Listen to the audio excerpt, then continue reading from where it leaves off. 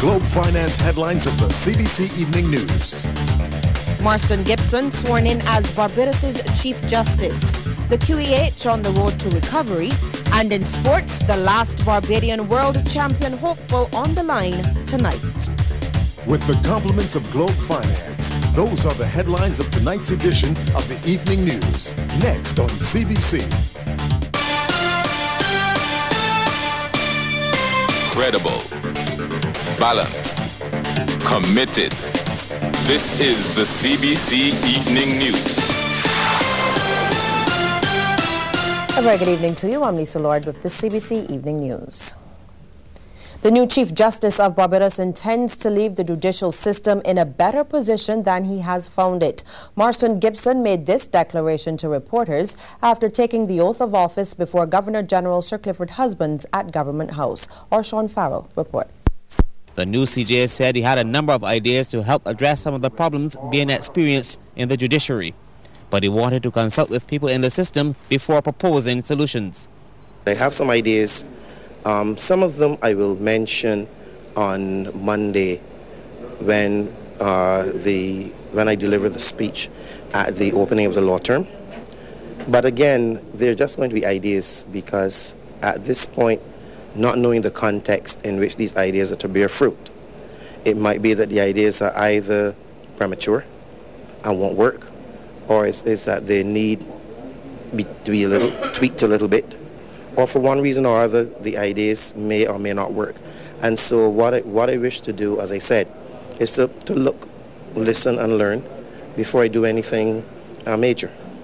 The Chief Justice was also asked to give his views on the crime situation in Barbados. I have a suspicion that the solution of that problem is a little outside the jurisdiction of the courts. I mean, the courts just get to see those things at the tail end. Mr. Gibson brings to his new job a background of over 25 years of teaching and practicing law, mainly in the United States. Sean Farrell, CBC News. Police are questioning two people in connection with the August 2nd double murder at Salter, St. George.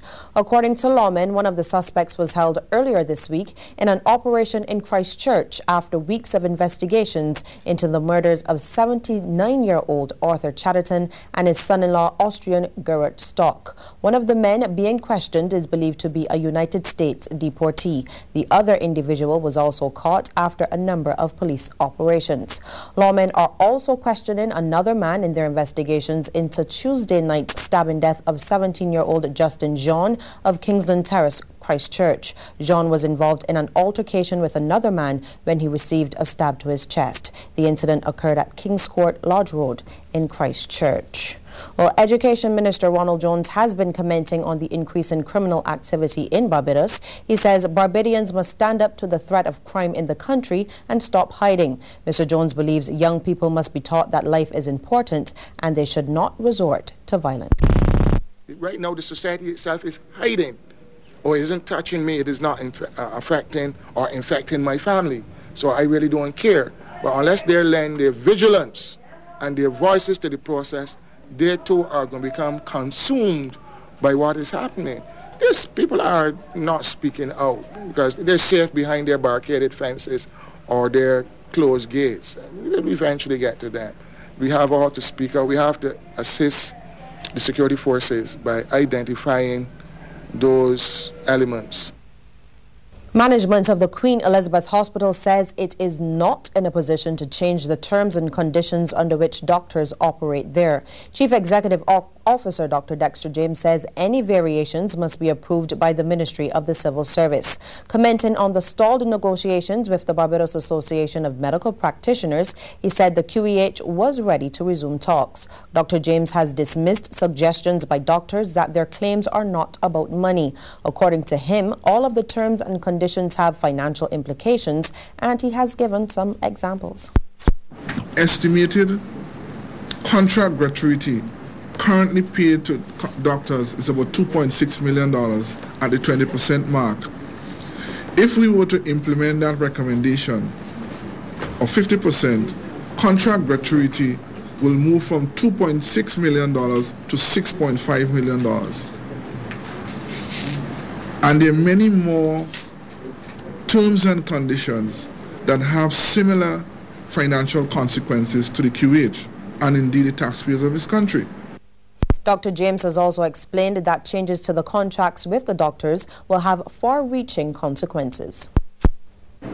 If we increase contract gratuity for doctors from 20 to 50%, it means all our nurses and healthcare providers here will begin to lobby for increasing contract gratuity. What about the rest of the wider public sector? This is going to create a ripple effect across the wider public sector because there will be the need to ensure parity in the compensation scales provided to public sector employees. So this is not a quick fix. This is not a quick fix of just addressing terms and conditions to doctors. The Queen Elizabeth Hospital is reporting a turnaround in its operations. CEO Dr. Dexter James says the institution's performance during the period April to July has been stable. He has told the press conference that the hospital's finances are looking up, most expenses are under control, and more improvement is expected. Our operating expenses have been contained within the historical averages.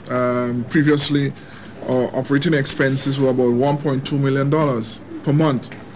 Our year-to-date averages is about $700,000 per month.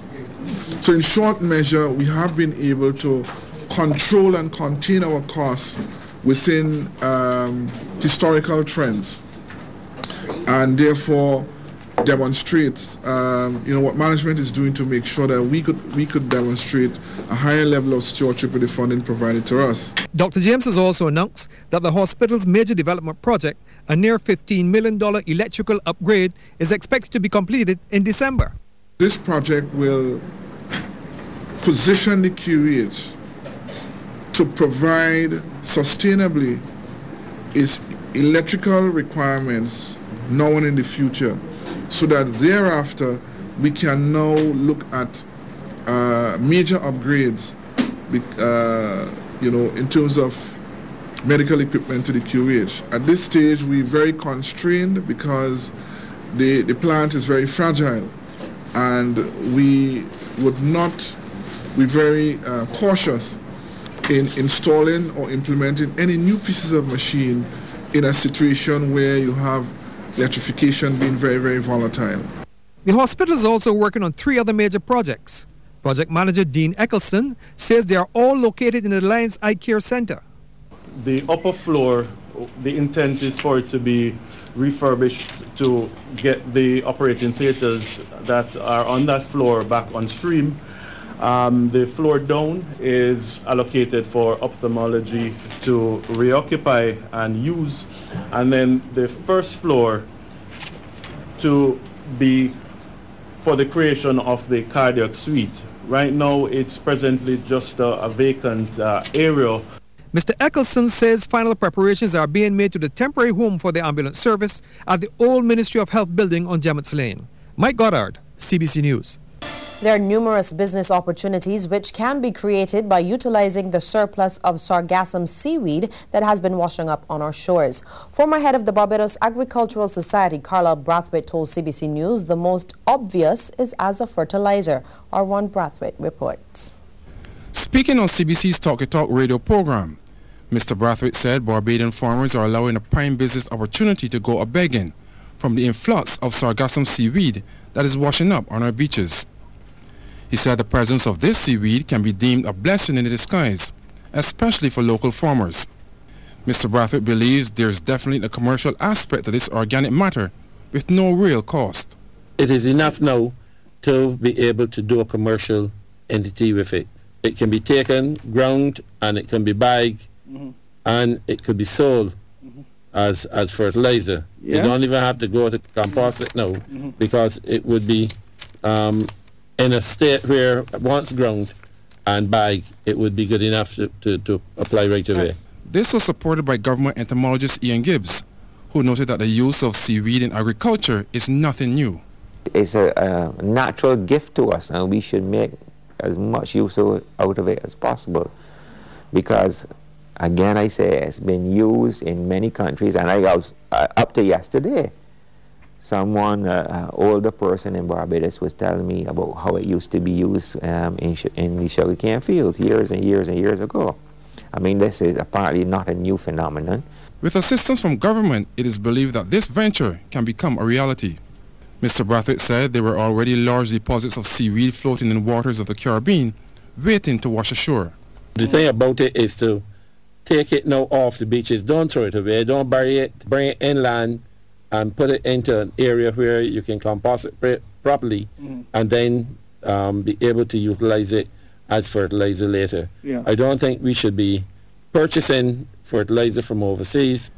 He lauded the ongoing national seaweed cleanup effort, but he stressed that rather than just dispose of it in bushes to clear the beaches, it can be used in a more commercially prudent manner, which would provide employment. In addition, it would also save the country much needed foreign exchange, now spent on the importation of fertilizers. Ron Brathwaite, CBC News. Mohamed Degia, a senior foreign service officer at the Ministry of Foreign Affairs, has won one of 3 prestigious UK Chevening scholarships for Barbados and the Eastern Caribbean for the academic year 2011 to 2012. He will be joined by Vincentian Scholarship winner Jason Haynes at a reception given in their honor by British High Commissioner Paul Brumell next week. Mohamed is undertaking postgraduate studies in international relations at the University of Durham, and Jason, who recently graduated from UWI, will be studying for an LLM in law at the University of Nottingham. The third Chevening scholar, Sonia Rosita Bodhi from St. Kitts and Nevis, will be studying for a master's in public administration at the University of Birmingham.